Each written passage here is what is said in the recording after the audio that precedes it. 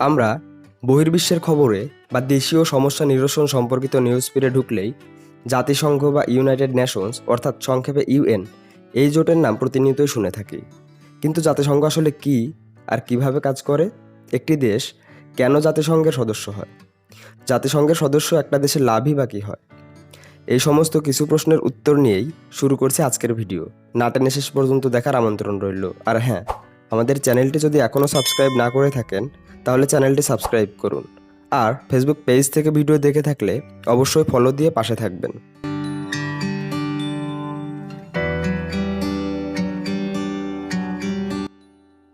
জাতিসংঘ হলো মূলত একটি সামাজিক জোট, যা কিনা গোটা বিশ্বজনীন সামাজিক ও অর্থনৈতিক উন্নয়নে সহায়তা ও সহযোগিতা প্রদান করে।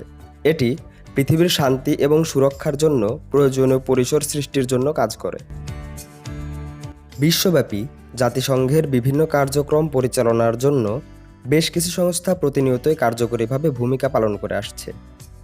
এর মধ্যে উল্লেখযোগ্য হল ইউনিসেফ বা জাতিসংঘ শিশু তহবিল, ইউনেস্কো বা জাতিসংঘ শিক্ষা, বিজ্ঞান ও সংস্কৃতি সংস্থা, FAO বা খাদ্য কৃষি সংস্থা, IMF বা আন্তর্জাতিক মুদ্রা তহবিল, WHO বা বিশ্ব স্বাস্থ্য সংস্থা এবং WTO বা বিশ্ব বাণিজ্য সংস্থা।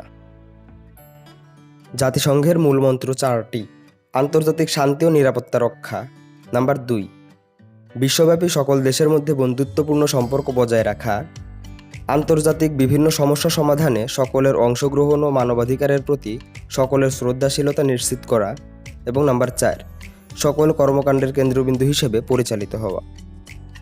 বিশ্ব ভ্রাতৃত্ব রক্ষার লক্ষ্যে ইউনাইটেড নেশনস দ্বিতীয় বিশ্বযুদ্ধের পরে 1945 সালের অক্টোবরে যাত্রা শুরু করে। শুরুতে 53টি দেশ নিয়ে যাত্রা শুরু করলেও বর্তমানে 193টি দেশ জাতিসংঘের সদস্য হিসেবে নিযুক্ত আছে। 1974 সালের 17 সেপ্টেম্বর বাংলাদেশও জাতিসংঘের সদস্যপদ লাভ করে। সর্বপ্রথম জাতিসংঘের মহাসচিব হিসেবে নিযুক্ত হন নরওয়ের ট্রিক ভ্যালি।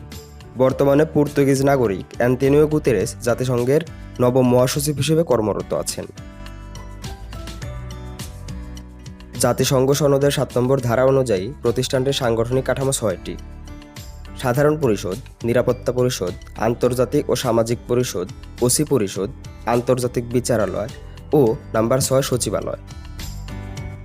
জাতিসংঘের 1898 আসন বিশিষ্ট সদর দপ্তর যুক্তরাষ্ট্রের নিউ ইয়র্কে অবস্থিত।